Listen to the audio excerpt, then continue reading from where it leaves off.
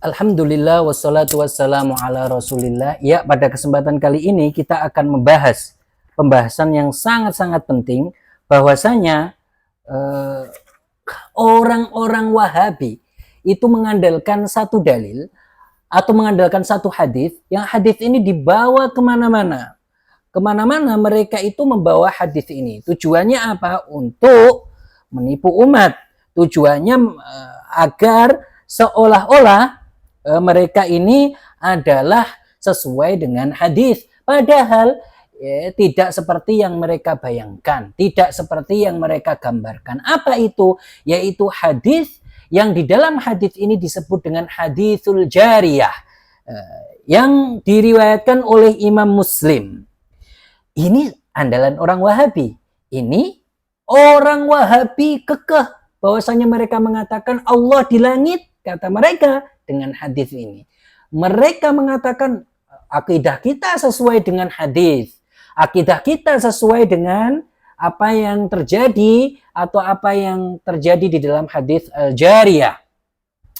Hadis jariyah itu adalah hadis yang diriwayatkan oleh Imam Muslim, bahwasanya seorang laki-laki itu datang kepada Rasulullah. Beliau ini menanyakan tentang budak perempuan. Jadi jariyah itu adalah budak perempuan.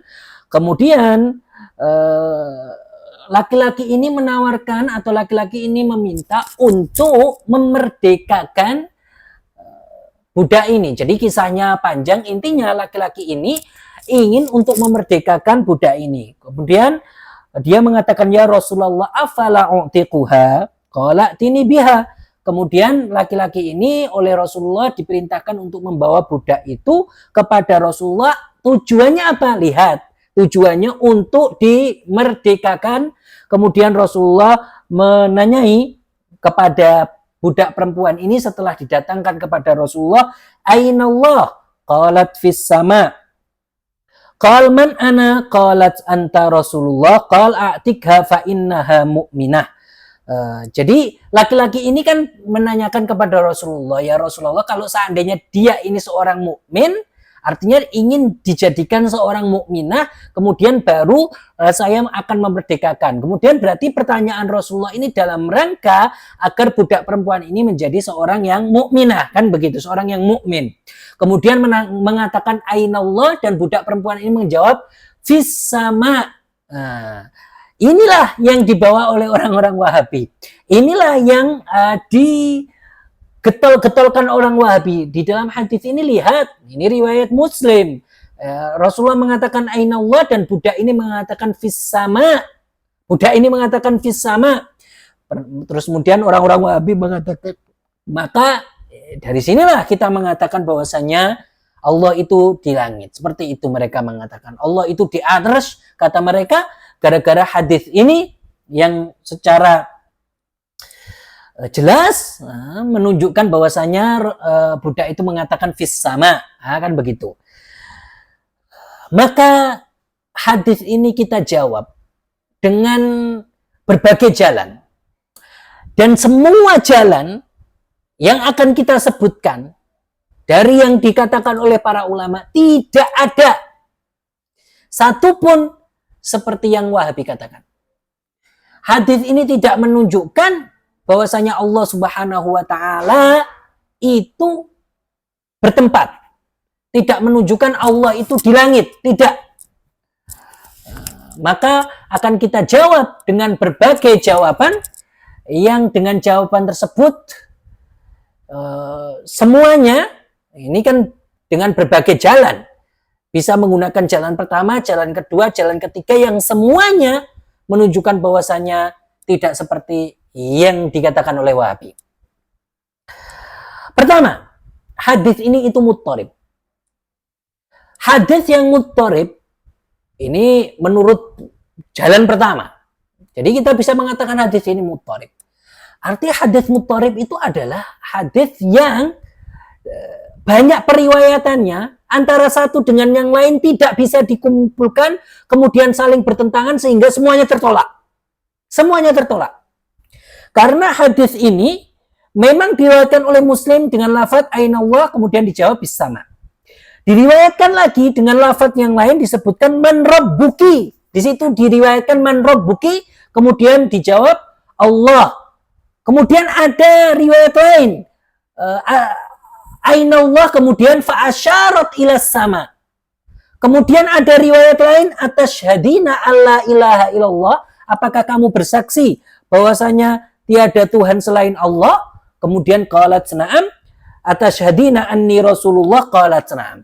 Berarti hadis ini diriwayatkan dengan berbagai banyak riwayat, tidak hanya di Muslim, ada riwayat Malik yang terakhir yang saya sebutkan tadi, dan semuanya tidak bisa dikompromikan, sehingga semuanya tertolak. Menimbulkan satu hukum yang itu hadis ini dihukumi muttarib, hadis yang bertentangan muttarib. Semuanya riwayat tertolak. Berarti kalau dengan jalan ini kita katakan sudah Wahabi mau mengatakan apa? Hadisnya muttarib. Karena antara riwayat satu dengan yang lainnya berbeda jauh. Dan tidak bisa dikompromikan. Tidak bisa apa? Dikumpulkan. Ini jalan pertama. Jalan kedua, hadis ini juga tertolak. Jelas tertolak. Riwayat Muslim ini jelas tertolak. Kenapa? Karena menyalahi hadis mutawatir. Menyalahi usul i'tiqad. Menyalahi itu. Menyalahi usul. Artinya menyalahi dasar agama. Karena seseorang itu tidak dihukumi dengan perkataannya Allahu fis sama, dengan sekedar itu kemudian dia masuk Islam. Tidak seperti itu kan. Maka kalau seperti itu, ini adalah ada keserupaan di antara Yahudi dan Nasrani, ya kan? Nah, Yahudi Nasrani sama berarti kalau mengatakan Allah fis sama kemudian dihukumi bahwasanya dia itu mukmin, berarti tidak bisa menghukumi seseorang dengan mukmin dengan perkataan apa? Fis sama, tidak ada. Itu menyalahi usulul i'tiqad, artinya menyalahi asladdin, dasar agama. Karena dasar agamanya adalah seseorang itu bisa masuk Islam, bisa dihukumi dia itu menjadi seorang mukmin, menjadi seorang mukminah jika dia itu mengucapkan dua kalimat syahadat. Karena ini sesuai dengan hadis mutawatir, yaitu hadis mutawatir yang diriwayatkan oleh Al-Bukhari. Kemudian hadis ini berbunyi, umirtu an uqatilan nas hatta yashhadu alla ilaha illallah wa anni rasulullah. Jadinya hadis ini menyatakan kalau orang mau masuk Islam maka dia harus membaca syahadat. Dan semua orang tahu membaca syahadat itu adalah jalan satu-satunya masuk ke agama Islam, tidak dengan mengucapkan Allahu fis sama. Tidak dengan itu. Jadi sudah, hadis ini banyak riwayatnya dan riwayat Muslim yang kalian sebutkan itu menyalahi usul. Itu menyalahi dasar agama. Tidak sesuai dengan syariat. Kenapa? Karena seseorang dihukumi Islam dengan mengucapkan dua kalimat syahadat, tidak dengan mengatakan fis sama. Tidak dengan itu seseorang itu dihukumi apa? Masuk Islam. Tidak. Tetapi dengan mengucapkan dua kalimat syahadat. Hanya dengan itu. Sedangkan kalau kita katakan hadis ini yang riwayat Muslim itu dia menyalahi syariat, menyalahi usuluddin. Kemudian sedangkan riwayat Malik yang atasyhadina itulah yang sesuai, ya kan kalau begitu? Atasyhadina alla ilaha illallah qalat na'am, atasyhadina anni rasulullah qalat na'am. Berarti ini yang sesuai. Sedangkan riwayat Muslim itu tidak sesuai. Begitu. Berarti tertolak.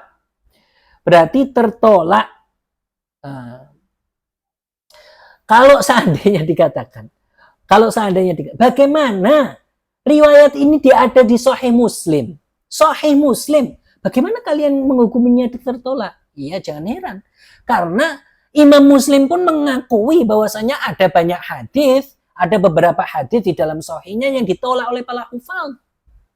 Jadi bukan kita yang mengatakan, tapi para hufaz umat Muslim bahwa mengatakan sendiri ada beberapa hadis yang memang ditolak.